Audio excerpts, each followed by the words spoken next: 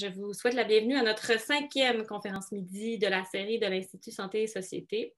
Moi, je m'appelle Kate Bouchard, je coordonne les activités de l'Institut, entre autres les conférences midi.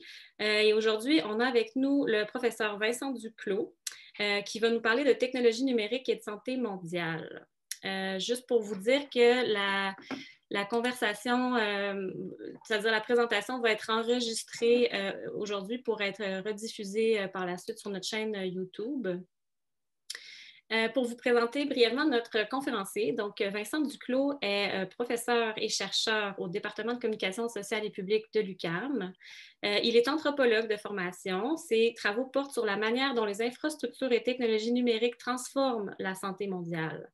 Il a aussi mené des recherches ethnographiques en Inde et en Afrique de l'Ouest. C'est d'ailleurs de ça qu'il va nous parler aujourd'hui. Alors, Monsieur Duclos, je vous laisse la parole. Merci d'être avec nous. Je vous laisse la parole pour nous parler de votre projet Mossan réalisé au Burkina Faso. Bonjour, merci beaucoup. Bonjour, merci de l'invitation. Je vais partager déjà mon écran dès le départ là, ça va être fait. Donnez-moi un petit instant. Là. Partage d'écran.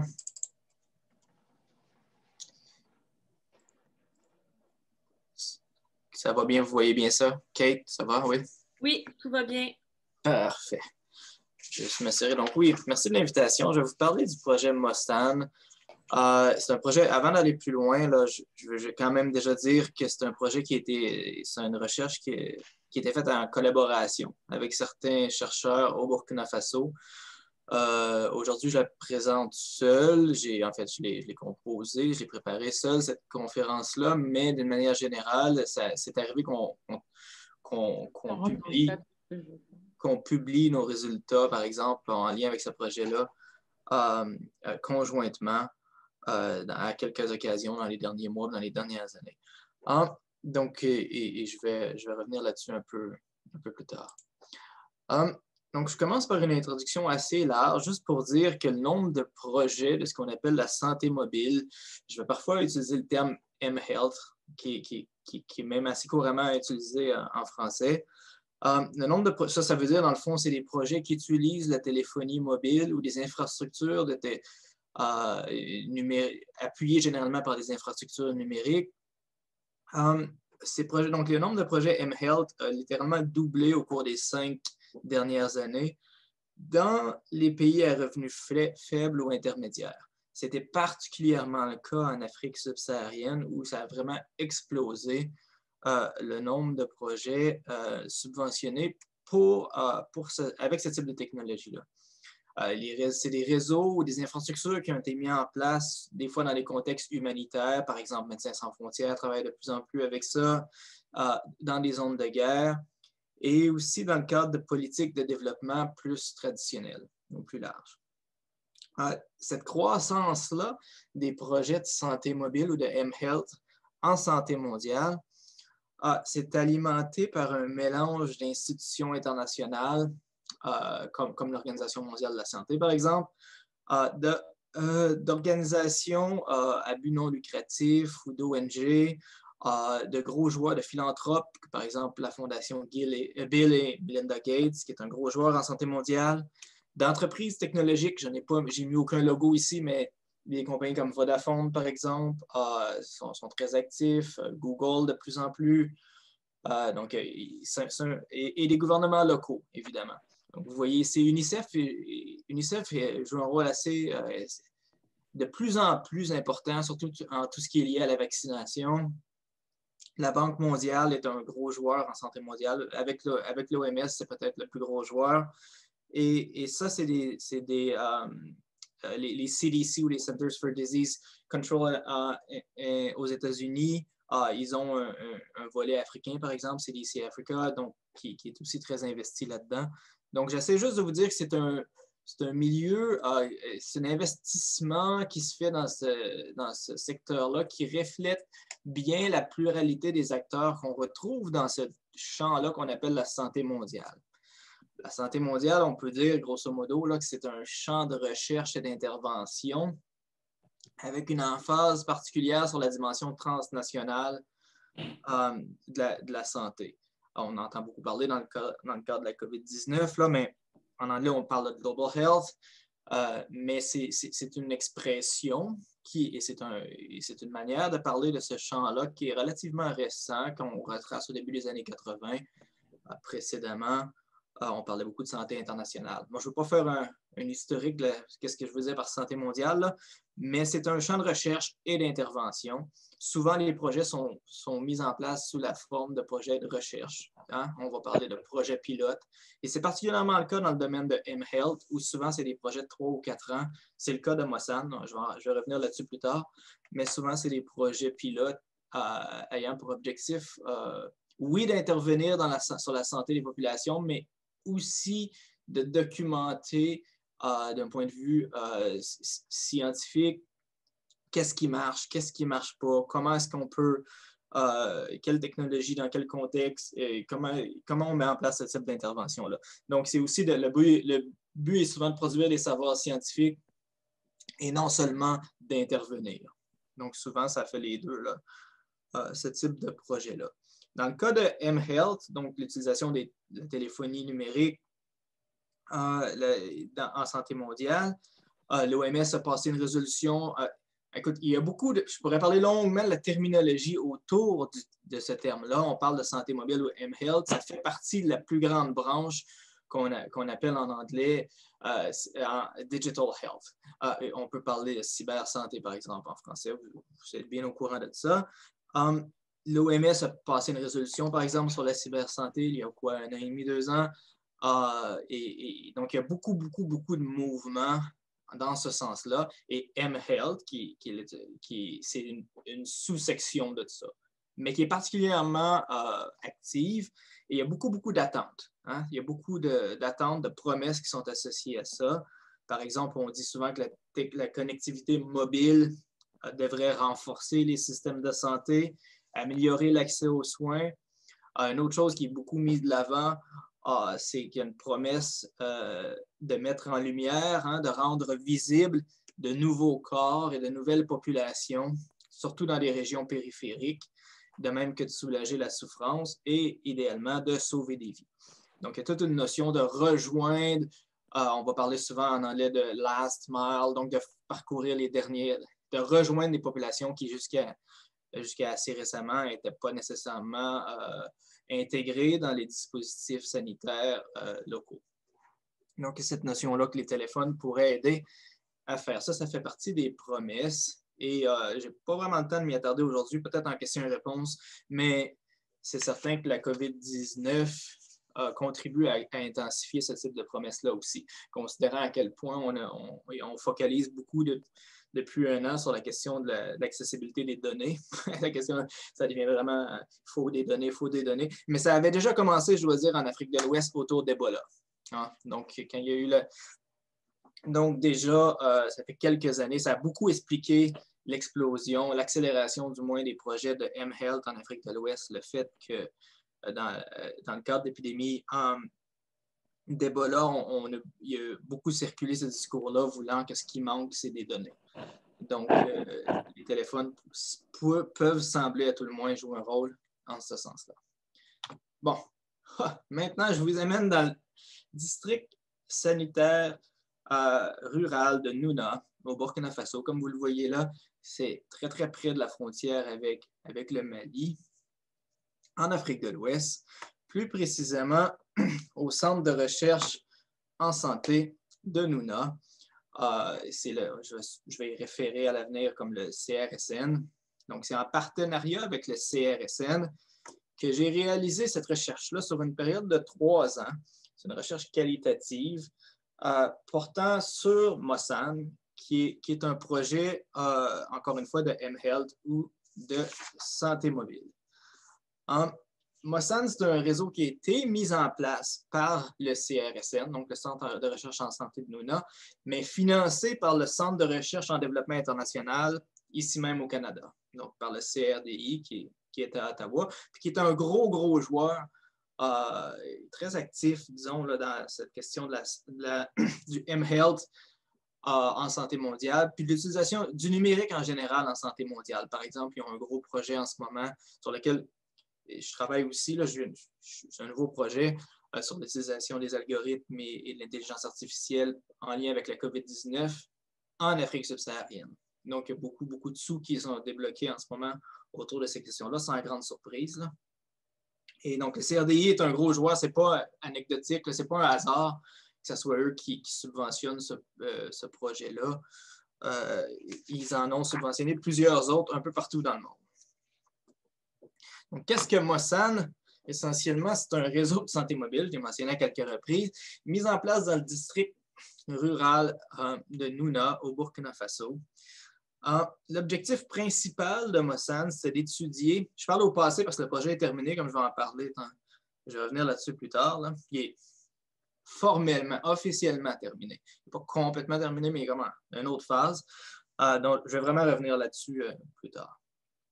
Donc, l'objectif principal du projet, c'était d'étudier l'impact de la technologie mobile sur l'utilisation des services de santé maternelle et infantile en région rurale du Burkina Faso. Donc, le projet s'inscrivait dans un contexte où persiste un fort taux de mortalité maternelle et infantile, une situation qui est, entre autres, mais pas complètement, mais entre autres causée par un accès limité aux services de santé maternelle et infantile.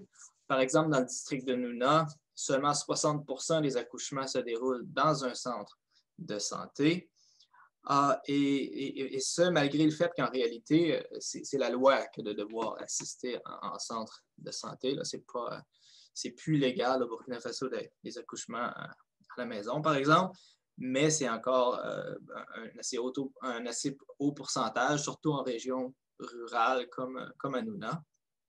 Et aussi, moins de 30% des femmes enceintes finissent par effectuer les 4 consultations prénatales recommandées par l'Organisation mondiale de la santé. Donc, c'est dans ce contexte-là que Mosan a été mise en place avec pour but d'améliorer le suivi, le monitoring, comme on peut dire, excusez-moi, des femmes enceintes en ayant recours à la technologie mobile. Le projet de Mosan suivait la santé des femmes participantes depuis la grossesse jusqu'à ce que les enfants atteignent l'âge de 2 ans. Ça reposait, entre autres, sur l'envoi de rappels de rendez-vous médicaux automatisés par téléphone. Mais là, c'est important de me suivre ici. Les rappels étaient envoyés non pas à toutes les femmes enceintes, parce qu'il y en avait beaucoup dans le projet, mais plutôt à des femmes comme celles que vous voyez ici, qu'on appelle des marraines, qui ont été sélectionnées pour accomplir un travail d'accompagnement dans les villages. Donc, les marraines, dans le cadre du projet, étaient équipées de téléphones portables, mais aussi de vélos, parce qu'il y a beaucoup de distances à parcourir. Et chaque marraine était responsable du suivi d'un certain nombre de femmes enceintes. Les marraines visitaient ces femmes-là pour les sensibiliser et leur rappeler leurs consultations pré- et postnatales à venir. Et ces rappels-là étaient possibles parce que les marraines recevaient des messages automatisés, leur rappelant, par exemple, n'oubliez pas que telle femme, on a rendez-vous demain. Donc, à tous les jours, comme ça, avait des rappels, ils utilisaient leur vélo pour aller voir les patientes en question, etc. Comme je vais expliquer un peu plus tard, mais graduellement aussi, les marraines se sont mises à accompagner les femmes pour les consultations et les accouchements. C'est un travail qui était payé, évidemment, alors que les marraines recevaient une compensation financière pour leur travail. On peut donc dire d'une manière assez générale là, que dans 26 villages, le projet a été mis en place dans 26 villages, donc ce n'est pas immense non plus. Ces 26 villages-là sont desservis par 5 centres de santé différents, qu'on appelle les CSPS. Donc, 26 villages desservis par 5 centres de santé, donc chaque centre est en charge, responsable essentiellement de 5 villages en moyenne. Le projet finit par inclure 1500, grosso modo, je crois que c'est 1502 femmes enceintes, 55 marraines, des techniciens, des chercheurs, des infrastructures d'information, Des panneaux solaires, par exemple, qui étaient utilisés parce que c'est dans des villages où il n'y a pas d'électricité. Donc, des panneaux solaires qui étaient utilisés pour recharger, des plaques solaires qui étaient utilisées pour recharger les téléphones. Des vélos, comme je l'ai mentionné, vous les voyez. Les vélos peuvent sembler, je ne sais pas, ils peuvent sembler un peu moins... on ne l'associe pas nécessairement toujours au téléphone, mais dans ce cas-là, le vélo finit par jouer un rôle au moins aussi important que le téléphone. Et des chercheurs, des autorités villageoises. Donc, c'est tout un assemblage, on peut dire, là, une infrastructure qui compose cette infrastructure-là, qui est Mosan, et qui est demeurée du début à la fin une infrastructure expérimentale, au sens où ça a continué de se transformer en fonction des résultats qu'on obtenait. Mon rôle dans ce projet-là, essentiellement, c'était d'être en charge, le plus gros, j'étais en charge de la collecte des données qualitatives et de l'analyse des données qualitatives, mais il y avait aussi un volet quantitatif pris en charge par des chercheurs en santé publique au Burkina Faso. Et je travaillais ce rôle-là de la recherche qualitative se faisait, comme je l'ai mentionné, avec 2 collègues au Burkina Faso, essentiellement des étudiants, là, un au doctorat, une à la maîtrise, et donc c'est avec eux qu'on a fait ça. Ça n'a pas été très long après le lancement qui est devenu assez évident, le lancement qui a eu lieu en fin 2013, début 2014, qui est devenu évident que les personnes, les appareils technologiques et les données ne circulaient pas de manière toujours aussi fluide que ce qu'on aurait pu l'attendre sur ce réseau-là. Il y a eu beaucoup de défis différents que je pense qu'il est important de documenter. Le premier de cette catégorie de défis-là, c'est les défis techniques et d'utilisation. Par exemple, les téléphones, la connectivité du réseau, les panneaux solaires et les bicyclettes étaient fréquemment brisés ou défaillants. Donc, il y a eu un effort constant de réparation. Par exemple, les marraines devaient souvent recharger leur téléphone dans les magasins locaux lorsque leurs panneaux solaires tombaient en panne. Le transport des téléphones aussi est devenu un défi. Par exemple, dans des vêtements qui étaient... C'est quelque chose à laquelle on n'avait pas pensé, bien franchement. Les designers n'avaient pas pensé à ça. Et donc, recharger les téléphones, je veux dire, le transport des téléphones dans des vêtements qui n'avaient pas de poche. Et donc, ça devenait un obstacle au travail parce que les marraines, en tant que femmes vivant au village, travaillent au champ beaucoup. Et donc, ça devient très difficile pour eux de continuer à faire leurs tâches au champ n'ayant pas les mains libres. Essentiellement, quoi faire avec ces téléphones-là si on n'a pas de poche? Donc, ça a fini par mener une autre petite invention locale là, qui a été faite par une marraine et que ça a fait boule de neige. Qui est une forme de poche là, qui est accrochée au cou dans lequel le téléphone tient. Mais c'est juste un exemple d'un petit défi, mais qui finalement devient très, très, très important, qu'on ne peut pas traîner le téléphone avec soi et qu'il faut toujours être disponible pour recevoir ces appels. Donc, ça devient un problème. Mais il y a eu une solution. La mauvaise connectivité du réseau a fini par nuire aussi. Il faut savoir que le réseau est fragmentaire, il fonctionne, mais pas toujours, et il fonctionne à certains endroits, mais pas partout. C'est à peu près le meilleur résumé qu'on peut faire là à Nuna. C'est-à-dire que si on veut faire un appel, à peu près tout le monde savent où aller se placer et comment faire un appel si on en a besoin. On sait à quel endroit on peut recevoir le signal, par exemple, généralement. Mais pour recevoir un appel, c'est un peu différent parce qu'il faut toujours, dans le fond, ça arrive souvent qu'on est en un endroit où il n'y a pas la couverture. Donc, la connectivité est relativement mauvaise, nuit au système. Et ce, malgré le fait que les téléphones portables sont quand même de plus en plus présents dans ce district-là. Beaucoup des marraines en avaient déjà un dans leur foyer, mais ce n'est pas tous. C'est quand même pas la majorité des gens, nous là, qui ont un téléphone dans leur foyer, et encore moins des femmes. Beaucoup, les foyers où il y a des téléphones déjà, souvent c'est l'homme qui contrôle le téléphone. Donc, ce n'était pas nécessairement... Je vais revenir sur les dynamiques de genre un peu plus tard. Donc, vous voyez les deux situations ici qui résument un peu ça. Donc, il y a une marraine qui explique la difficulté, c'est que lorsque nous dormons en brousse, essentiellement au champ, le portable se décharge. La nuit, on ne peut pas le brancher à la plaque. ce qui est logique. La difficulté principale, c'est le réseau. Un jour qu'on était aux Auchan et lors de notre pause, j'ai regroupé les femmes enceintes et je voulais leur faire écouter les messages de sensibilisation. J'ai essayé en vain à cause du réseau. J'ai eu honte ce jour-là.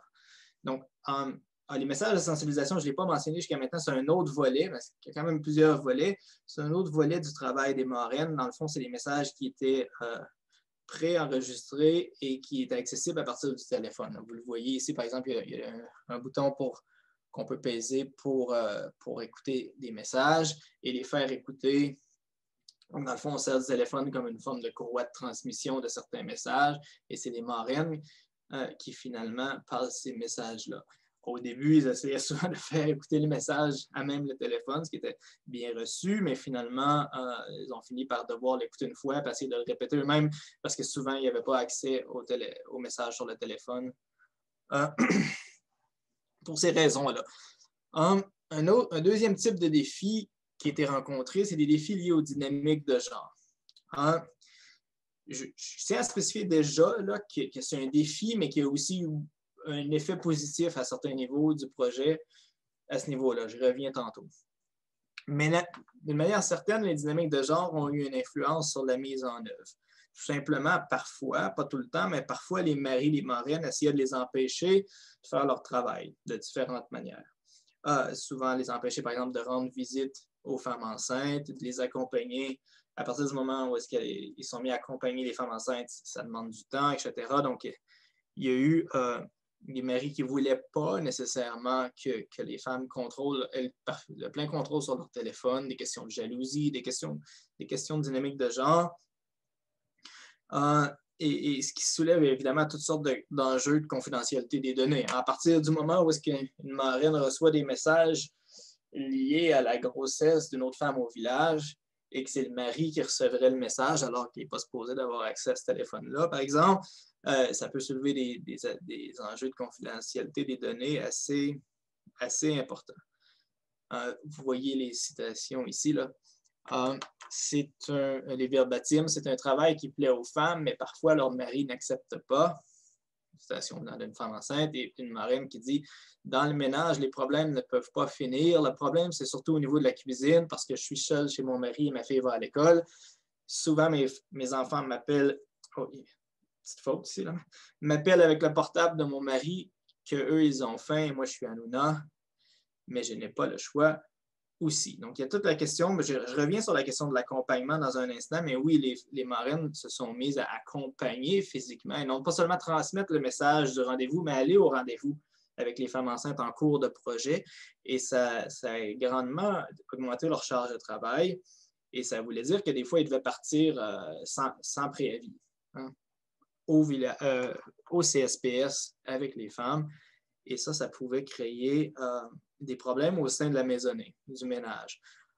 C'est un endroit où est-ce qu'il y a la polygamie, donc il y a souvent plusieurs épouses, et c'est un endroit, donc ça peut créer de la tension entre les co-épouses, et ça pouvait aussi, avec le mari, donc la citation ici résume un petit peu de ça, là, ça peut créer, dans le fond, ça transforme la dynamique familiale. Comme vous allez le voir plus tard, là, des fois, c'était bienvenu aussi parce qu'il y a quand même une entrée de salaire dans une région où est-ce que l'argent comptant est assez rare, où est-ce qu'il n'y a pas beaucoup de salaire, tout simplement. Donc, c'est très bien vu aussi par certains maris. Donc, il y avait différents facteurs là, qui rentraient en ligne de compte. Donc, ça dépend vraiment des maisonnées, mais d'une manière générale, après une certaine phase d'adaptation, ça a fini par quand même bien se passer. N'empêche que c'est quelque chose qu'il a fallu adresser. Il a fallu faire les gens du Centre de recherche en santé de Nouna ont dû intervenir auprès des maris. Il y a eu des rencontres d'information supplémentaires. Il y en avait déjà eu au départ, etc. Donc, il a quand même fallu qu'il y ait une adaptation à ce niveau-là. Un troisième type de défi, c'est la question de la gestion des données. On l'avait vu venir, je vous dois dire, celui-là, parce qu'il est assez commun dans les projets mHealth, c'est que les agents de santé n'ont pas toujours pu prioriser le travail de saisie des données par rapport à leurs autres tâches plus urgentes. Il faut savoir que c'est excessivement chargé, le travail des agents de santé dans les centres, dans les CSPS. de cette région. Souvent, dans un centre, dans un CSPS, il va y avoir un infirmier-chef, bon, tous ceux que j'ai connus étant des hommes, et une accoucheuse. Donc, c'est assez genré, là. Et souvent, il va y avoir les deux. Ils sont très, très, très, très occupés. On a rencontré des accoucheuses qui assistaient entre 20 et 30 accouchements par mois. Donc, c'est constant, c'est beaucoup, beaucoup, beaucoup. Donc, d'avoir en plus de ça à se mettre, parce que le projet Mosan dépendait, pour envoyer des messages automatisés, dépendait d'un dossier médical électronique, grosso modo. Là. Donc, un système, les CSPS ont été équipés d'ordinateurs avec un logiciel et dans lequel, essentiellement, les agents de santé, soit les infirmiers-chefs ou les accoucheuses, entrer les informations liées aux consultations médicales. En plus de le faire sur la version papier. Donc, c'est ce qui est écrit ça. Donc, ça augmente notre charge de travail. Puisque tout ce que tu faisais avant sur support papier, tu vas le faire et après, tu vas les introduire dans l'ordinateur aussi. Donc, ça dédouble le travail essentiellement, puisque le support papier n'a pas été abandonné, mais qu'on a passé aussi au support numérique.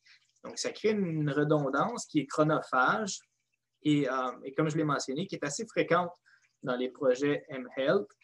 Et ça a créé du retard souvent. Hein. Ça arrivait que, pas pour mal faire, là, mais pour des fois un peu de frustration aussi, mais souvent, les agents de santé allaient omettre ou entrer les informations 1, 2 semaines, 3 semaines plus tard, prendre du retard. Et ça a créé différents problèmes avec le système de rappel des rendez-vous. Donc, la question de la gestion des données était un enjeu. Il y a eu des conflits et des tensions liés au projet. Bien que Mosan a été généralement bien accepté par les populations locales, certaines femmes enceintes ont refusé de discuter de leur état de santé avec des marraines qu'elles considéraient trop jeunes ou trop inexpérimentées pour aborder les questions liées à la grossesse. Certains membres des communautés ont exprimé une forme de ressentiment envers les marraines en raison de la compensation qu'elles recevaient pour leur travail et du vélo et du téléphone. Des conflits ont aussi, donc vous voyez une citation qui résume ça. Là. Celles mêmes que nous accompagnons pensent que ce projet nous donne tout. Elles nous critiquent pour les vélos, les portables et même les plaques. Si on devait considérer tout ce qu'on dit sur nous, on n'allait pas pouvoir travailler. C'est un exemple un peu extrême. Je tiens à vous rassurer que de manière générale, les marraines trouvent que la population locale les appuie. Et donc, mais ça peut arriver dans certains villages, dans certaines situations. S'il y a des conflits qui étaient déjà présents, par exemple, des conflits fonciers, etc., ça peut exacerber des tensions existantes. Ce nouveau rôle, qui est le rôle de marraine. Et la possession du téléphone joue un rôle là-dedans, joue un rôle symbolique assez fort. L'idée de se faire donner un téléphone, par exemple, alors que les autres n'en ont pas, les autres femmes du village n'en ont pas, ça joue un rôle. Il y a aussi des conflits un peu entre les marraines et les agents de santé. Je vous ai dit que les agents de santé sont très, très, très débordés. Donc, c'est arrivé par occasion qu'ils essaient d'un peu étirer l'élastique et de faire des travaux aux marraines qui n'étaient pas dans leur description de tâches. Donc, c'est arrivé, par exemple, qu'on leur demande de faire nettoyer les lieux des centres de santé. Il y a certaines choses qu'on leur a demandé de faire et que les agents de santé leur ont demandé de faire et que les marraines ont fait, comme assister dans les campagnes de vaccination, par exemple, ce qui n'était pas prévu. Les marraines ont commencé à le faire, mais il y a d'autres choses qu'ils ne voulaient pas faire, et avec raison. Et encore une fois, il a fallu intervenir à ce niveau-là. Là, par exemple, la question d'aider à nettoyer, ça n'a jamais fait partie de leur description de tâches. Mais il y avait clairement une hiérarchie là, entre les... Il y a déjà une hiérarchie entre un infirmier-chef, par exemple, et une accoucheuse, et là, la marraine comme était un troisième joueur dans les CSPS. Puis parfois, encore une fois, ce n'est pas généralisé, mais parfois, ça a donné lieu à des conflits et des tensions. Et finalement, un dernier type de défi qui a été rencontré, c'est la question des déplacements. Il faut savoir que dans la région de Nuna, il y a beaucoup, les déplacements, c'est très, très éloigné. Hein? Donc, des fois, il faut marcher pour venir jusqu'au CSPS. que ce soit pour accoucher ou pour une consultation prénatale, les femmes doivent parfois marcher 1, 2, 3, 4, jusqu'à 5, 6 kilomètres.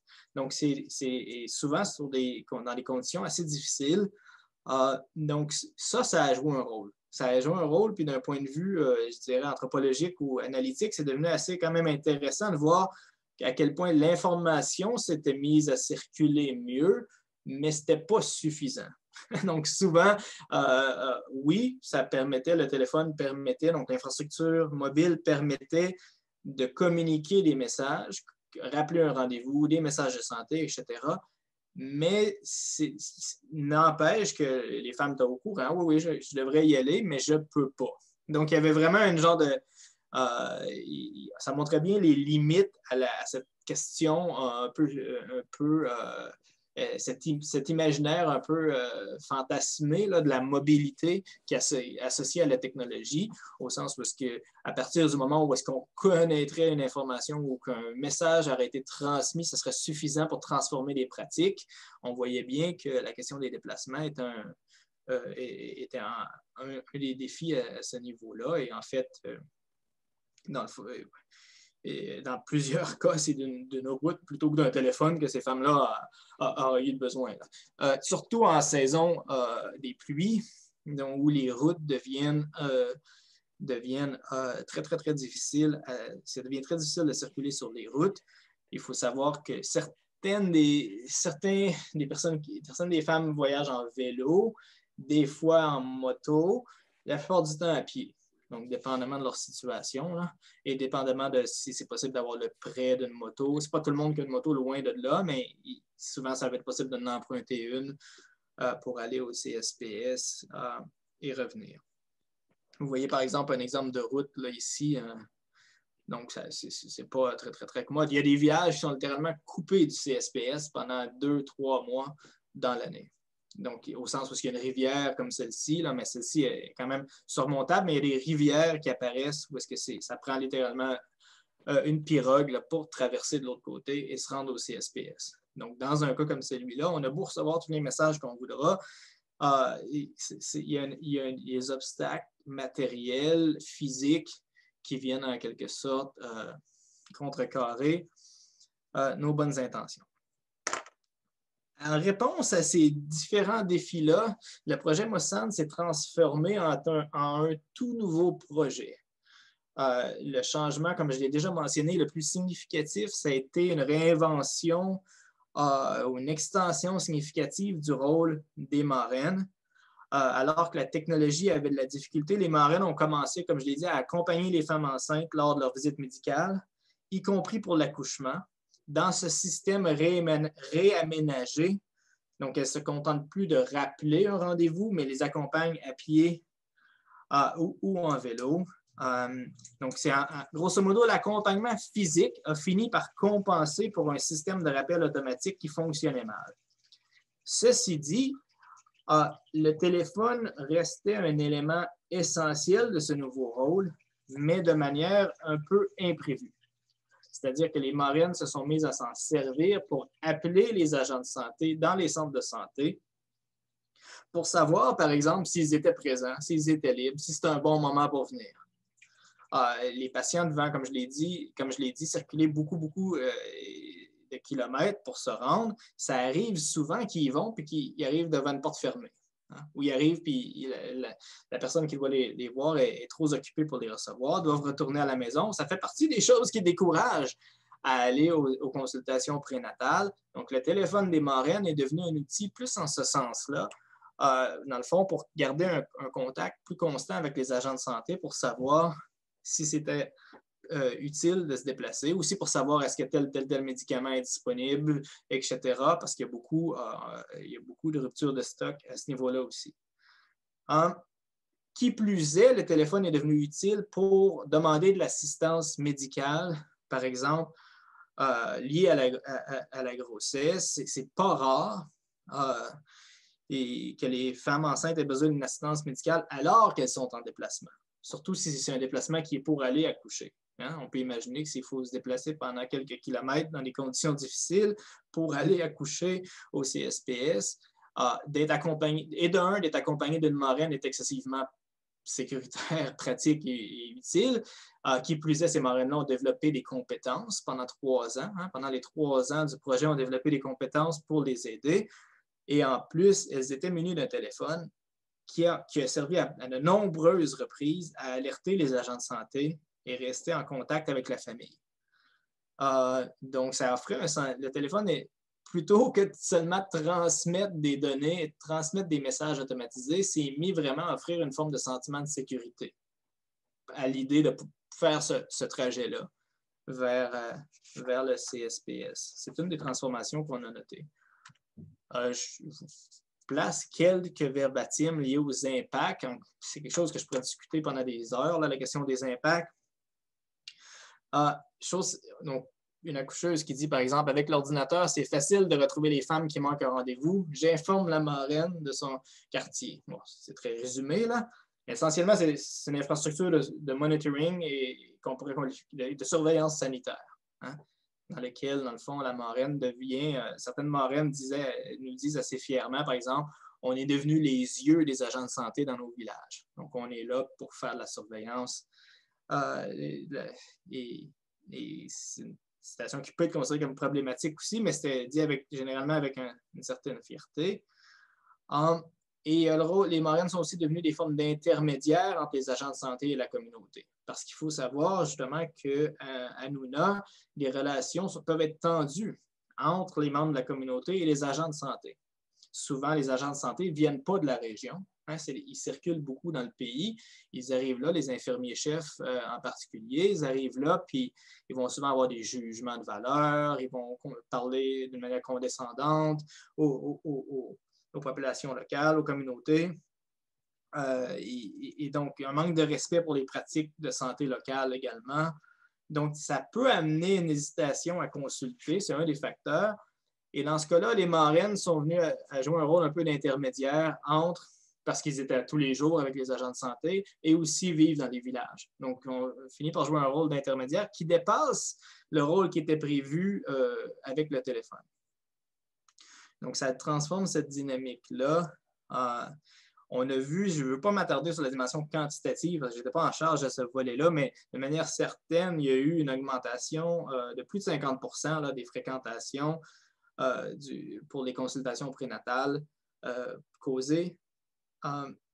Si on compare avec les zones de contrôle et avec les années précédentes, il y a un impact sanitaire qui est quantifiable aussi du projet. Un impact social qui est important aussi. Les marraines participants à Mosan insistent presque tous sur le fait que leur expérience a été positive. La possession d'un téléphone, par exemple, l'accompagnement et les séances d'éducation à la santé, ça amène une forme de reconnaissance sociale. Certaines se faisaient appeler docteur, par exemple, recevaient des petits cadeaux pour leur service, pour avoir passé 24 heures avec une femme au CSPS, pour l'avoir accompagnée à quelques reprises. Donc, on a une marraine qui résume un peu ça ici. À vrai dire, nous, 4 marraines-là, nous sommes respectées dans le village. On nous appelle les doctoresses du village. Être marraine n'est pas une petite chose parce qu'il faut tout supporter, être attentive et patiente.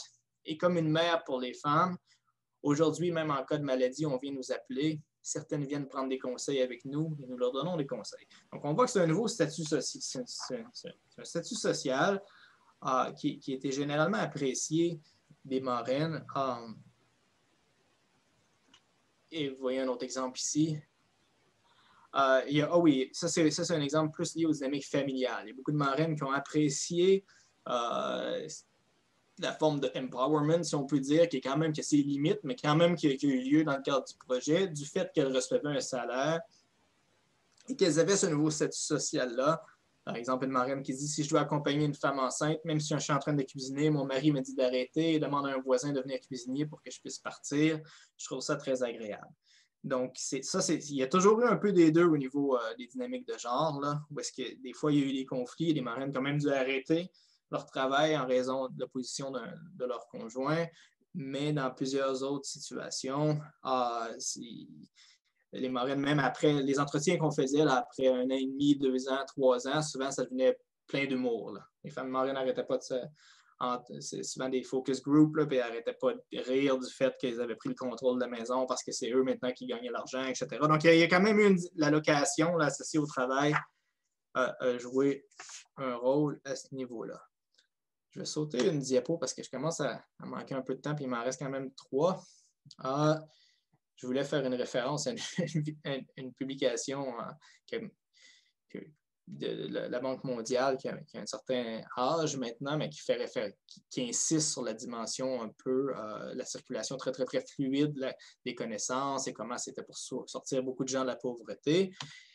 Parce que je trouve que Mossad est quand même un bon contre-exemple de cet imaginaire du numérique-là, pour lequel la circulation des données, des informations, des savoirs médicaux se ferait d'une manière relativement fluide, quasi immatérielle. Au contraire, dans Mossad, l'infrastructure numérique, les dispositifs médiatiques ne sont pas seulement porteurs de données et de savoirs, mais ils transforment les dynamiques locales, sociales, je veux dire, créent des espaces habités, transforment par exemple la socialité, le statut social des acteurs, font des marraines non seulement des porteuses d'un message précis, mais littéralement des intermédiaires. Donc, c'est un nouveau rôle entre les centres de santé et les communautés.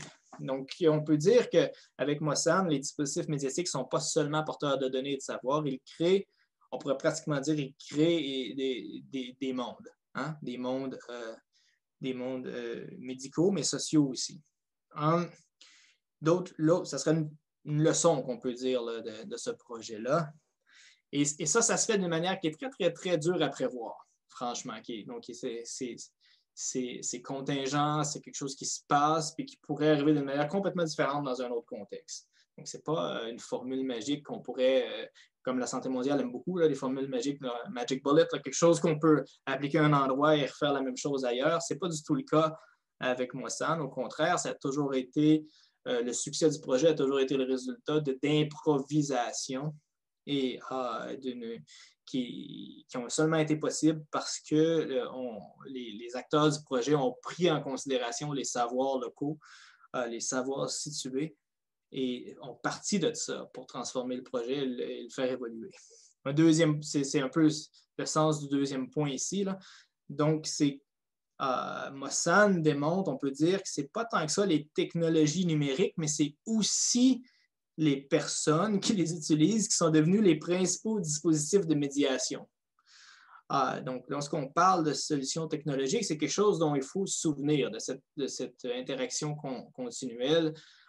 Et donc, en fait, le travail effectué par la technologie mobile ne peut pas vraiment être réduit à une conception et de système à un endroit qui serait alors diffusé ailleurs. Au contraire, le succès de Mossad, comme je l'ai mentionné il y a un instant, dépend d'une attention constante qui est portée aux conditions matérielles, économiques et sociales qui façonnent la manière dont les technologies sont utilisées et qui façonnent aussi les rôles des utilisateurs qui peuvent changer dans le temps. Donc, je finis avec une dernière petite diapo, seulement qui parle un peu de l'avenir de ce projet-là, puis de ce qui s'est passé avec lui dans les dernières années. Comme beaucoup de projets de mHealth et même de Santé mondiale, après 3 ans de fonctionnement en 2017, ça a été tiré jusqu'au début de 2018, Mossad avait épuisé son financement. Comme je l'ai dit, c'est beaucoup des projets pilotes dans ce domaine-là. Donc, il n'a pas été possible d'obtenir un financement à plus long terme. Comme c'est souvent le cas en santé mondiale, on peut parler d'une projectification, on dit en anglais, donc une gouvernance par projet de la santé dans certains endroits. Et donc, ça fait en sorte que les membres de l'équipe de recherche Hanouna sont passés à d'autres projets. Hein? Et 3 ans après l'arrêt officiel du projet, par contre, on a réalisé que même si ça aurait été à la fin 2017, début 2018, et encore en ce moment, ce qu'on a réalisé, c'est que certaines marraines continuent d'accompagner des femmes enceintes. Et ce, même si la technologie de Mossad se dégrade lentement. Donc ça, c'est une dimension très, très intéressante qu'on compte continuer d'investiguer. On l'a remarqué depuis que le projet est officiellement terminé. On ne vient pas de réaliser ça, là, mais on a remarqué que ça continuait d'une manière informelle, que les marraines continuaient de se considérer comme marraines. Les téléphones sont, les crédits, là, les unités pour payer, pour utiliser les téléphones ne sont plus payées par le centre de recherche, dont les femmes marraines ne sont plus payées, donc elles travaillent de manière bénévole. Donc, ça pose la question aussi des nouvelles formes, du revers, si on peut dire, des formes d'appropriation. C'est-à-dire qu'on a une forme d'appropriation qui tend à mener aussi à des nouvelles attentes sociales et à des nouvelles formes d'obligation, si on peut dire, des femmes marraines qui disent mais maintenant, on s'attend à ce qu'on le fasse. Donc, c'est plus très bien vu si on ne le fait pas. Les femmes s'attendent à ce qu'on les accompagne, même si, dans le fond, le projet n'existe plus vraiment, le rôle a persisté. Donc, c'est une dimension que je laisse ouverte parce qu'on est en train, en ce moment, de l'examiner pour voir jusqu'à quel point ça a créé. Est-ce que c'est un effet bénéfique ou au contraire un effet qui serait pervers? Une nouvelle forme de dépendance envers ce rôle-là qui maintenant se fait d'une manière relativement exploitée parce qu'il n'y a plus de compensation. Donc, ça, c'est une des questions qu'on pose. Puis la dernière question que je soulignerai en lien avec ça, ça n'a pas été l'objet de cette... J'ai déjà présenté une conférence juste là-dessus, là, c'est la question de la mise à l'échelle. Moi, ça en a vraiment soulevé cette question-là, c'est jusqu'à quel point est-ce que c'est possible d'étendre un projet dont le succès, qui dépend pour son succès d'une grande dose d'improvisation et d'une grande dose d'adaptabilité. Donc, souvent, les projets en santé mondiale, incluant les projets mHealth, vont s'attendre à ce qu'après 3 ans, on mette à niveau. Donc, on scaling. Donc, on passe, par exemple, à tout l'État, toute la province, tout le pays, idéalement. Mais pour faire ça, un projet comme Mossan, c'est très, très, très difficile pour nous de préparer des demandes de subvention en disant, par exemple, ça s'en va dans telle direction, telle chose va se passer, considérant qu'après 3 ans, on savait bien, dans le fond, à quel point on s'est trompé souvent, puis à quel point c'était un travail d'adaptation constante. Donc, une dimension d'imprévisibilité qui d'une part, fait le succès d'un projet comme Mossan et qui, d'autre part, la rend très, très, très peu compatible avec les mécanismes de subvention des projets en santé mondiale. Donc, je vais m'arrêter ici et je vais prendre des questions si vous en avez. Bien, merci beaucoup, Vincent Duclos, pour cette présentation sur Mossan. C'était très riche. Je suis certaine qu'il y a des questions. Moi j'en ai peut-être quelques-unes, mais je vais laisser la parole à l'auditoire. Donc, n'hésitez pas à ouvrir vos micros et poser la question de vive voix. Ou si vous n'avez pas accès à un micro, juste le mettre dans le chat. Je vais retransmettre la question à tout le monde. Alors, est-ce qu'il y a des questions, des commentaires pour M. Vincent Duclos? Oui, Vincent Fournier. Je vais activer. Oui. Pardon. Est-ce que vous êtes... Oui, OK, allez-y. Oui. Bonjour Vincent, merci pour la présentation. C'était très, très intéressant, très clair. Et ensuite, une question que je me posais justement, tu as terminé en disant, bon, on ne peut pas nécessairement prendre ce projet-là puis s'imaginer qu'on va pouvoir l'étendre facilement à une province ou à quoi que ce soit. Puis évidemment, bon, peut-être que pour faire ça, il faut convaincre des autorités.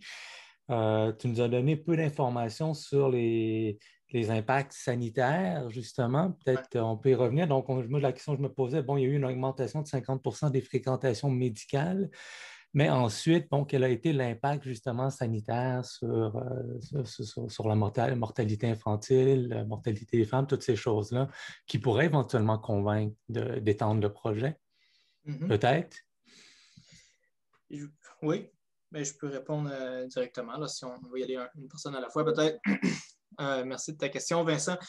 Oui, il y a des données, si ma mémoire est bonne, parce que je n'ai pas vraiment moi-même travaillé des données quantitatives autant liées à ce projet-là. Il y a eu une augmentation des accouchements en CSPS, donc pas seulement des fréquentations prénatales, mais aussi des accouchements. Je ne suis pas certain au niveau du taux de mortalité. On peut imaginer qu'à partir du moment où il y a une augmentation de 15-20% des accouchements en formation sanitaire, c'est de même qu'on appelle ça les CSPS des formations sanitaires. À partir du moment qu'on augmente ça, ça diminue presque automatiquement le taux de mortalité, mais je n'ai pas ces données du taux de mortalité. Par contre, c'est pas vraiment l'enjeu de Mossan n'est pas vraiment de convaincre. c'est un enjeu de financement. Au sens parce que le système de santé public au Burkina Faso est excessivement sous-financé. Donc, l'enjeu, même qu'un des chercheurs qui était lié à Mossano, c'est au Centre de recherche de santé de Nouna, a fini au ministère de la Santé quelques mois plus tard, conseiller au ministre, etc. Puis ça n'a jamais pris, il n'y a pas d'argent essentiellement pour ce type d'infrastructure-là. Donc, c'est une situation qui n'est pas unique au Burkina Faso, mais qui est très, très, très courte. Vraiment le cas là-bas où est-ce qu'on est un peu toujours dépendant des projets internationaux, des projets de santé mondiale, même pour offrir des services médicaux qui peuvent être assez de base. Donc, pour un projet comme celui-là, qui demeure quand même assez coûteux, considérant la réparation, la technologie, les salaires des marraines, etc., l'État au Burkina Faso, ça n'a jamais été vraiment une possibilité. Il y a eu une possibilité que ça soit intégré dans l'appareil, dans l'offre de soins étatique, mais ça a toujours été un peu sous-entendu que ça finirait par être financé par des institutions internationales. Donc, c'est plus ces institutions-là qu'il faut convaincre. Et il y a des mécanismes, par exemple, la Fondation Gates, il y a beaucoup d'organismes qui subventionnent des projets sur 10 ans, sur des plus grandes échelles. Mais encore une fois, il y a toute la question de comment est-ce qu'on formalise des savoirs comme ceux qui sont ressortis de Mossane de manière à les traduire dans un langage qui soit convenable pour ce type de subvention-là. Puis ce n'est pas quelque chose c'est presque l'inverse, puisque nos principaux résultats en ce sens-là montraient jusqu'à quel point ça demeurerait très, très, très imprévisible la forme que ça allait prendre. Ce n'est pas parce que ça a fonctionné à Nouna que ça fonctionnerait dans un district voisin. Et on pense que oui, mais si c'est pour fonctionner dans un district voisin, on ne sait pas vraiment comment est-ce qu'il faudrait l'adapter pour que ça fonctionne, parce que ça va dépendre de ce que tu rencontres là. Donc, il y a comme une forme de dichotomie, là, une tension entre... Et ce n'est pas unique à ce projet-là. Là. Il y a de plus en plus de projets en santé mondiale qui prennent ça en considération, mais il faut toujours un peu jouer le jeu dont on sait où est-ce qu'on s'en va, même si on ne sait pas vraiment, si on veut attirer ce type de financement-là. Et ça n'a pas été un succès dans notre cas. Merci. J'ai un commentaire à Alexandre Coutan. Je crois qu'il est peut-être parti déjà, mais il devait quitter. Mais il disait que votre dernier point à votre conférence sur la mise à l'échelle l'intéresse beaucoup. Alors, vous pourrez peut-être poursuivre la conversation avec lui. Est-ce qu'il y a d'autres questions, d'autres commentaires pour M. Duclos? Vous pouvez lever la main ou ouvrir votre micro. J'ai 22 questions, mais j'hésite un peu à prendre toute la place. D'abord, merci, Vincent. Je suis très contente que tu aies accepté notre invitation. Je suis très contente d'avoir entendu parler du projet plus en détail. Et il y a quelques éléments qui m'ont un peu étonnée que je voulais voir avec toi. Tu as nommé que, bon, le problème, un des problèmes importants, c'était la capacité de circuler. Et j'ai été surprise que des gens de la région aient construit un projet en ignorant cet aspect. Bon, ça m'a rappelé aussi la perspective santé mondiale, comme tu sais, que je connais bien. Une certaine, en tout cas, perspective santé mondiale pour qui la santé, c'est d'aller à l'hôpital. Et donc, si on pouvait trouver une manière d'aller à l'hôpital, la manière d'y aller devenait secondaire. Mais là, c'est de l'ironie de ma part. Mais je suis quand même étonnée. À un moment donné, c'est des gens de la région que ça n'ait pas été considéré dès le départ. C'est surprenant pour moi. Je ne sais pas si toi, je m'adresse un petit peu à l'anthropologue en toi. Tu sais, comment tu peux interpréter ça?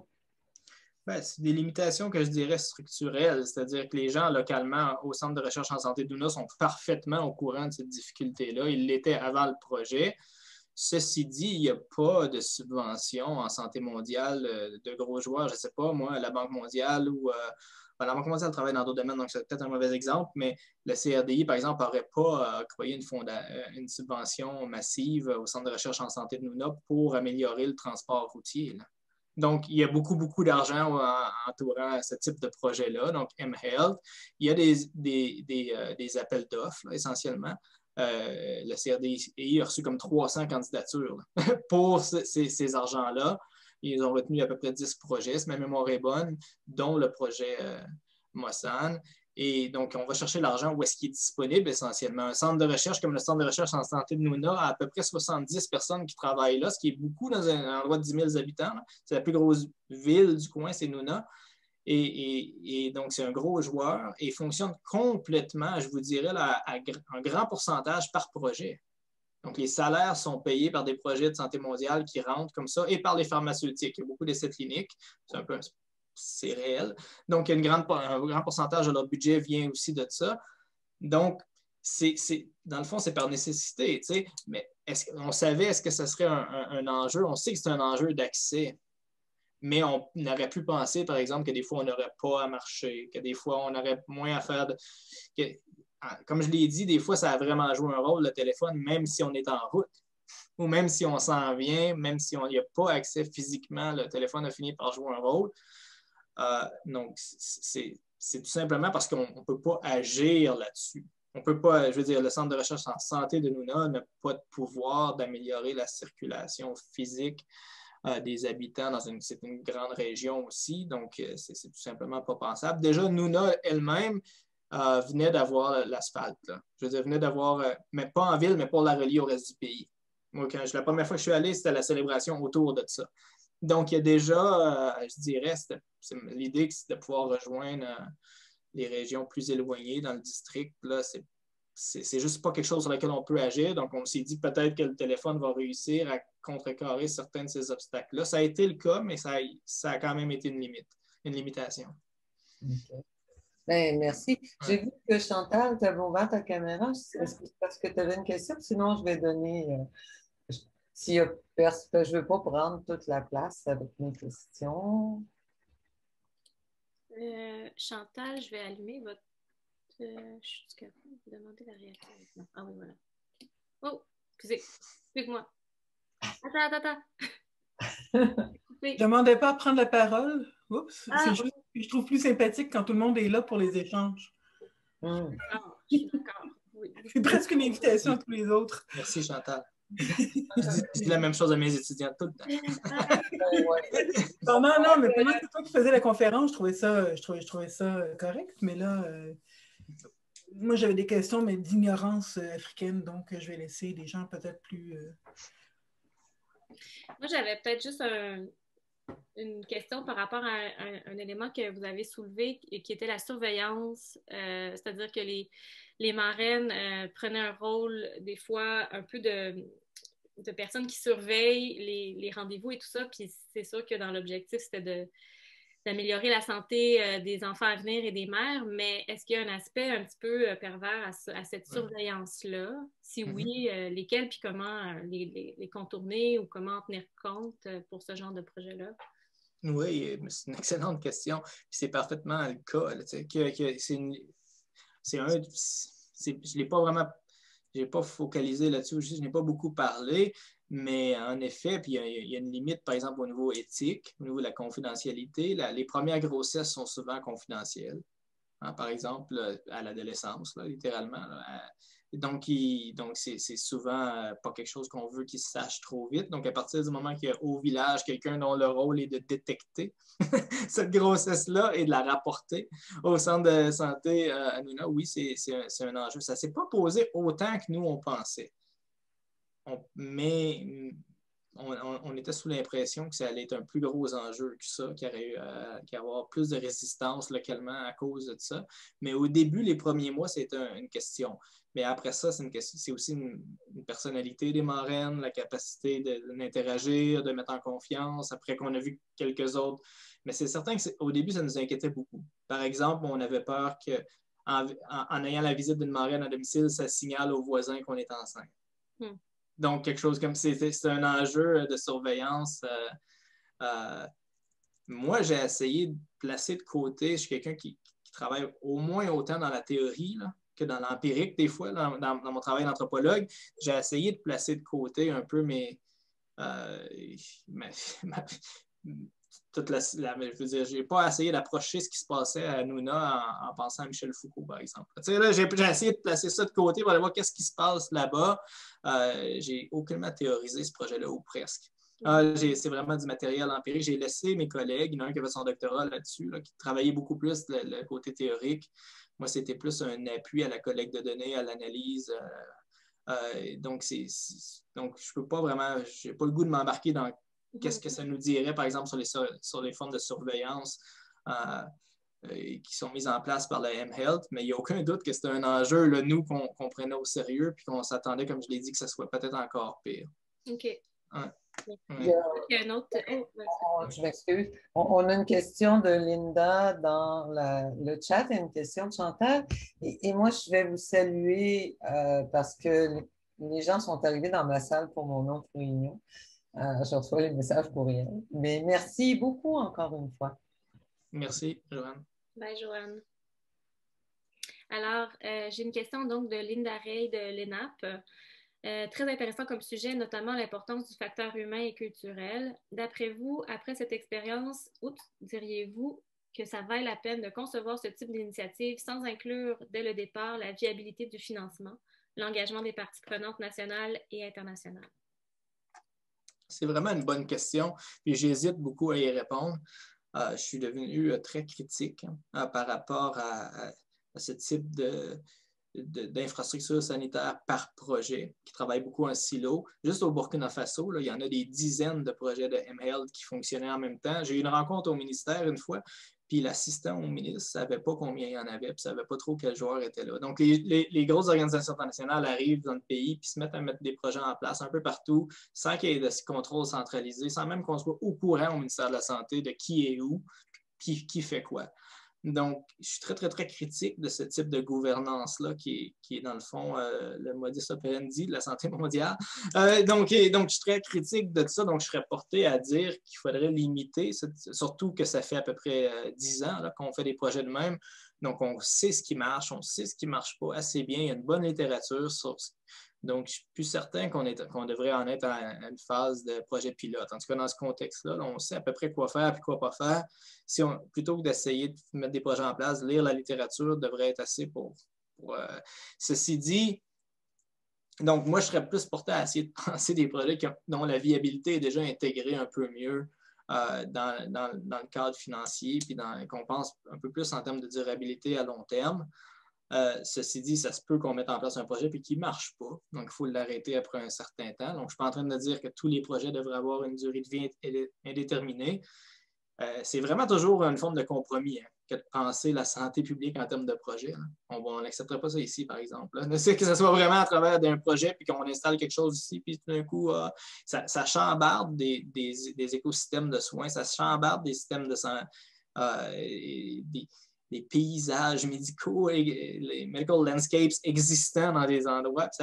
Après ça, ça peut créer des nouvelles relations de dépendance, ça peut éliminer des types de travailleurs, par exemple des accoucheuses traditionnelles qui travaillent dans les villages de manière illégitime, illégale en ce moment, mais quand même continuent de travailler, les marraines arrivent. Donc, ça transforme donc, ça peut produire de la fragilité plus qu'autre chose. Donc, je suis assez sceptique par rapport à l'idée de continuer ici en santé mondiale à travailler projet par projet juste pour produire des savoirs scientifiques et s'il n'y a pas déjà une notion de durabilité.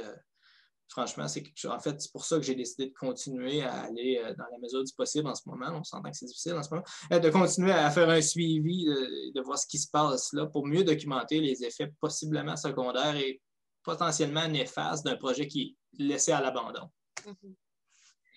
On a dépassé l'heure qu'on avait prévue, mais si les gens veulent bien rester, on aurait encore 2 questions.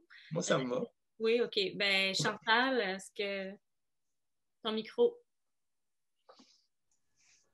Écoute, je revenais parce qu'en fait, ce qui ressort beaucoup de ta présentation, à la fois aussi dans la réponse que tu viens de donner, c'est l'importance des enjeux éthiques. Yannick n'est plus avec nous, il a été avec nous pendant un certain temps aussi, là, mais l'importance des enjeux éthiques qui sont soulevés, je pense, moi, ces marraines qui sont maintenant prisonnières d'un rôle dans lequel elles sont entrées par besoin et nécessité également du fait qu'elles étaient rémunérées, que c'était pour elles une piste d'affranchissement importante, notamment dans leur couple, et tout à coup, qui se retrouvent prisonnières d'un rôle jusqu'à un certain point.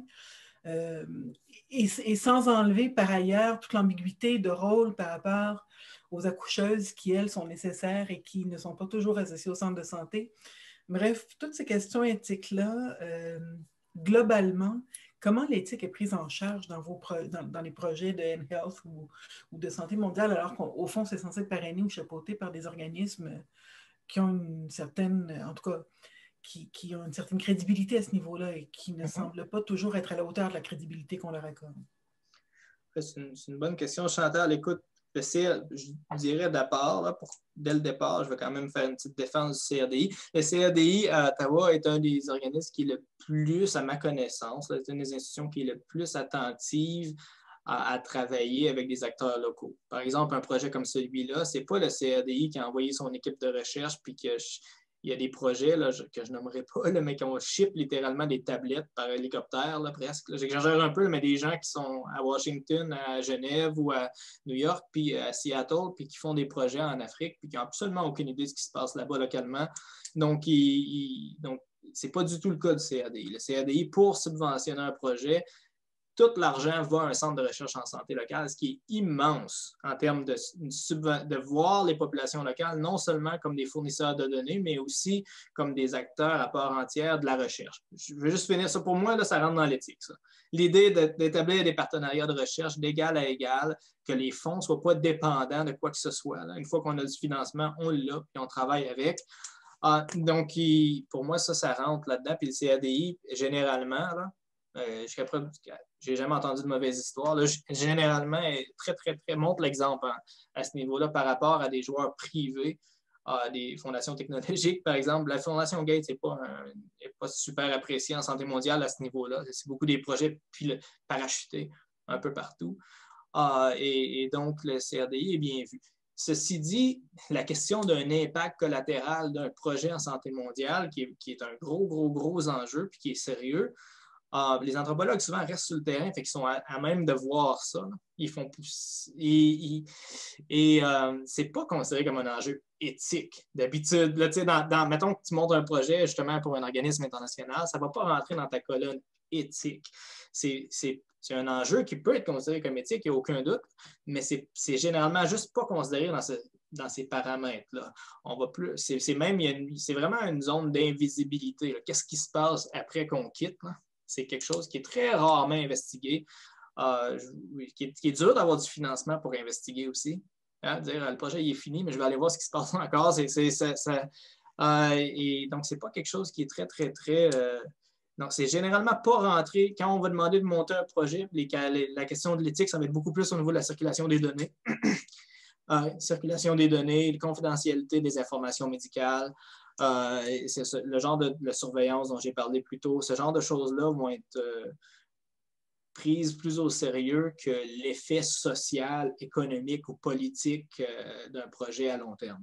Malheureusement. C'est aussi la grosse limite de tous les comités d'éthique de ce monde, à mon avis. Là. Mais bon, qui ne sont pas vraiment, j'exagère, on s'entend, mais qui ne sont pas vraiment ouverts à ces dimensions sociales, ces impacts sociaux-là à plus long terme. Souvent, on va vraiment être genre, est-ce que tout le monde a consenti? Est-ce qu'il n'y a pas d'effet maintenant sur telle personne à tel endroit?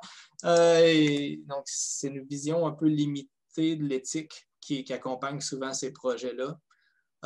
Et dans le cas de Mossad, par exemple, ça a passé par tous les comités d'éthique qu'on peut imaginer sans jamais qu'il soit posé cette question-là là, d'un effet à long terme. Le après. J'ai une dernière question de Alexia. Est-ce que... Je ne vois pas, Alexia, mais... je suis... oui, bien, merci beaucoup pour la présentation. Moi, j'avais une question par rapport, comme en deux volets. Là. Donc, premièrement, comment est-ce que vous faisiez le choix des marraines? Donc, est-ce que c'était déjà des gens qui avaient une influence dans la ville? Comment, en fait, vous choisissiez ces marraines-là? Puis, moi, j'étais surprise, je ne savais pas du tout qu'au Burkina, en fait, il y avait de la législation qui empêchait à des femmes de procéder à des accouchements en dehors de l'hôpital. Je ne savais pas qu'il y avait un cadre légal, en fait, qui entourait cette pratique-là en dehors de l'hôpital. Puis je me demandais, en fait, puisque ces marraines-là devenaient des sortes de conseillères informelles un peu en marge des centres hospitaliers, mais qui avaient une légitimité avec eux parce qu'elles collaboraient, est-ce qu'elles ne sont pas un peu mises dans une situation où elles pourraient contrevenir à la loi ou aux lois qui sont au Burkina parce qu'elles offrent des conseils, qu'ils soient bons ou mauvais? Ce n'est pas ça mon commentaire. Là, mais... Oui, c'est une bonne question. C'est une bonne question. C'est vrai qu'elles occupent je vais commencer par le premier volet. Le choix, moi, je ne suis pas impliqué du tout. Là. Évidemment, ce n'est pas à moi là, d'aller m'impliquer dans la politique villageoise pour qui devrait être choisi pour faire ci ou pour faire ça. Le choix se faisait par le Centre de recherche en santé de Nouna en collaboration avec les autorités des villages.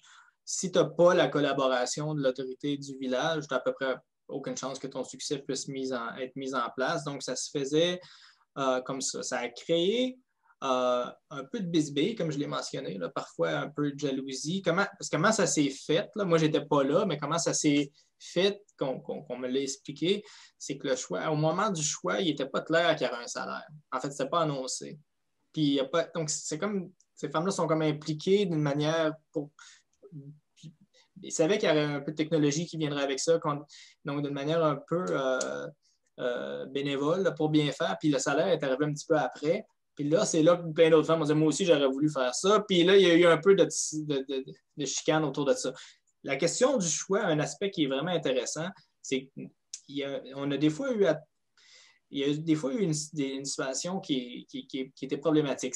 On ne pouvait pas choisir des femmes, je dis on comme les gens qui étaient en charge là-bas, ne pouvaient pas choisir des femmes trop jeunes parce qu'ils n'étaient pas bien vus pour s'occuper des questions de maternité. Par contre, c'est ces femmes plus jeunes-là qui sont habituées avec les téléphones. J'exagère, là, je ne veux pas caricaturer, mais qui ont été à l'école plus. Et donc qui sont plus habituées avec les téléphones. Donc, on est devenu dans une situation parce qu'il y a certaines femmes qui ont été choisies, qui étaétaient des anciennes accoucheuses villageoises, et un peu plus âgées, pas si âgées, mais un peu plus âgées, disons en trentaine, là, et qui n'étaient pas autant habituées avec le téléphone, mais qui étaient des références en termes de maternité au village. Donc, c'était des bons choix, mais dans un autre cas, mais ils n'aimaient pas trop travailler avec le téléphone. Dans d'autres qui étaient super bonnes avec le téléphone, mais avaient fin de l'adolescence, des jeunes adultes, puis n'étaient pas vus comme des confidentes possibles pour la question de la maternité. Donc, il y avait une forme de tension là pour le choix qu'on a noté là, pour des projets à venir, là, comment gérer ça. Donc, dans le fond, on a remarqué que ce n'était pas un bon critère que de dire qu'il faut que tu saches manipuler un téléphone. Parce que ça éliminait beaucoup trop de monde qui était vraiment pertinent d'un point de vue sanitaire. Pour la question de la légalité, écoute, je ne suis pas un spécialiste de la dimension légale de la chose. Ça fait une dizaine d'années que les accouchements légaux doivent se faire en CSPS. Ce n'est pas des hôpitaux, hein, les CSPS, là, c'est tout petit. Là. C'est tout petit et c'est assez rudimentaire. Là. Tu sais, c'est des civières essentielles, 2 civières. Là, c'est vraiment de base. Si on a besoin d'un transfert pour une césarienne, par exemple, on va être transféré à Nouna, là où il y a un hôpital qui est un peu plus équipé. Mais sinon, c'est avec des accoucheuses en CSPS, donc c'est assisté. Ça peut être critiqué, hein, cette politique-là qui invisibilise du travail qui existe depuis très, très, très longtemps à même les villages et qui continue de se faire. Donc, comme je l'ai dit, il y a beaucoup de marraines qui étaient des accoucheuses villageoises qui ont devenu marraines. Dans d'autres cas, il y a eu des tensions avec des accoucheuses villageoises qui se sont senties poussées par les marraines. Les marraines n'avaient pas de rôle d'aider à accoucher au village. Tu sais, on s'entend là. Si une femme est en train d'accoucher sur la route ou chez elle et que tu lui viens en aide, c'est pas nécessairement que la police va pas se pointer chez vous. Là. Tu sais, ils veulent juste pas normaliser ou régulariser cette pratique-là. Donc, une marraine qui se fait appeler un peu à la dernière minute, puis qui arrive, puis qui se rend compte qu'on ne va pas avoir le temps de se rendre au CSPS, donc qui assiste, puis qui appelle le CSPS pour dire, écoutez, telle femme est en train d'accoucher. Dans ce cas-là, c'est pas, en tout cas, à ma connaissance, ça n'a jamais posé de problème légal, mais les marraines savaient bien que leur but, c'était de les amener au CSPS. Donc, c'est plus au niveau normatif là, que ça pourrait être vu aussi comme problématique des fois, parce que dans le fond, tu deviens un peu le relais de l'État qui dit tu es supposé venir au CSPS. Donc, ça serait possible de formuler une critique un peu, même si les marraines elles-mêmes ont beaucoup aimé leur rôle, puis même si les marraines elles-mêmes considèrent que c'était bien vu localement, ça pourrait être vu comme étant une forme de renforcement Moi, je le vois un peu plus à l'inverse, c'est-à-dire à partir du moment que la loi est mise en place, ça donne une genre de capacité de réellement donner les moyens, parce que les gens, c'est parce qu'ils ne peuvent pas se rendre en CSPS souvent aussi, qui accouchent à domicile pour le plaisir de la chose. Il n'y a pas de romantisme de l'accouchement à la maison. Là, c'est juste parce qu'on ne se rend pas. Donc, et les marraines aident à faire ce chemin-là, autant au niveau de l'information que du déplacement lui-même. Mais bon, je suis parfaitement conscient que des fois, la limite est mince, puis il ne faut pas penser non plus qu'il y a comme une présence légale sur le terrain pour contrôler ça. Là. Il n'y a pas comme la police qui va vérifier les accouchements. C'est comme une loi. Là. Une loi qui a passé, mais il y a beaucoup de la vie quotidienne qui est beaucoup plus informelle que ça. Ouais. Bien, merci. Est-ce que je voulais conclure. Je vois qu'il y a encore un message. Je souhaite vraiment que vous puissiez garder le suivi de ce projet. Une autre question, une dernière question. OK, on dit une dernière, puis après, on va conclure. Effectivement, Vincent disait avant de commencer que souvent, ce projet-là suscite beaucoup de questions à la fin, puis je vois que c'est le cas. Alors, c'est le fun, mais c'est ça, on va arrêter après la prochaine question. Est-ce que je donne le tour de parole? Il y a Nadia, est-ce que vous avez Naïda, pardon. C'est un commentaire. Question de genre, Chantal, au CSPS, ce sont des hommes ou des femmes qui assistent? Pour les consultations prénatales, ça peut être les deux. Là. Ça peut être l'infirmier-chef ou une accoucheuse, mais pour les accouchements, c'est des femmes. C'est des accoucheuses qui sont formées par l'État. C'est un métier. C'est pas improvisé comme une accoucheuse villageoise qui est un apprentissage un peu plus traditionnel. Là, les accoucheuses sont... c'est ça, c'est des femmes. En tout cas, il y a peut-être des accoucheurs, je n'ai jamais vu, puis on appelle ça accoucheuse. J'en ai vu plusieurs circuler dans les CSPS parce qu'ils ne restent pas toujours si longtemps, là, ces affectations. Puis c'est des femmes qui assistent pour peut-être l'équivalent d'une sage-femme au Québec? Oui, je pense que oui. Ben, je ne connais pas assez comment ça se passe au Québec, mais en termes de formation, c'est similaire, mais ça doit être à peu près l'équivalent. Mais elles sont presque toujours sous l'autorité. Ça reste souvent assez débattu d'un infirmier-chef de poste. On appelle ça un infirmier-chef de poste. Qui lui est un homme. Qui est aussi au centre qui est aussi dans. Ben, c'est ça. Mais il y a beaucoup de circulation. Je n'ai même pas mentionné, mais c'est un autre obstacle de ce projet-là, c'est que le personnel circulait. Donc, il fallait toujours continuer à les former au projet. Ah ouais. Quelqu'un arrivait d'une autre région, mettons, puis il ne savait pas quoi faire avec cet ordinateur-là. Puis avec ça, donc, ça, c'est une autre dimension qui n'était pas prévue. On n'a comme pas pensé à ça. Tout le monde sait que c'est le même là-bas, mais on n'a pas pensé que ça jouerait un rôle. Mais écoutez, merci. C'est vraiment riche, tant la conférence que la discussion. On va rendre disponible la vidéo sur notre chaîne YouTube. Et on a une autre présentation dans la série de conférences midi qui va porter sur les perturbateurs endocriniens. Donc, restez à l'affût. On va envoyer une invitation bientôt. Merci beaucoup, Vincent Duclos. Merci de l'invitation. Communication sociale et publique. Bye bye. Bye.